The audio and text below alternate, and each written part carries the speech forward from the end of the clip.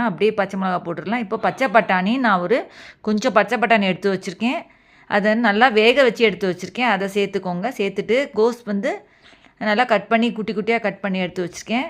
இப்போ அந்த கோஸை சேர்த்துக்கோங்க. சேர்த்துட்டு நல்லா அதை கிளறி விட்டுருங்க. பச்சை பட்டாணி நான் பாயில் பண்ணி தான் நான் சேர்த்துருக்கேன். அது கொஞ்சம் பாயில் பண்ணாலே போதும் பச்சை பட்டாணியை. இப்போ நல்லா கோஸ் நல்லா கிளறி விட்டு அதுக்கேற்ற மாதிரி கொஞ்சமாக உப்பு சேர்த்துருங்க. எப்போவுமே கோஸ் பொரியலுக்குலாம் உப்பு கம்மியாக சேர்த்தாலே போதும். ஏன்னா தேங்காய் சேர்க்கறதுனால நம்ம உப்பு சேர்க்கும் போது தேங்காய் உப்பும் நிறைய ஆகிடும். அதனால் உப்பு கம்மியாக சேர்த்தாலே போதும் கோஸ் பொரியலுக்கு. இப்போ இதை நல்லா கிளறி விட்டுருங்க.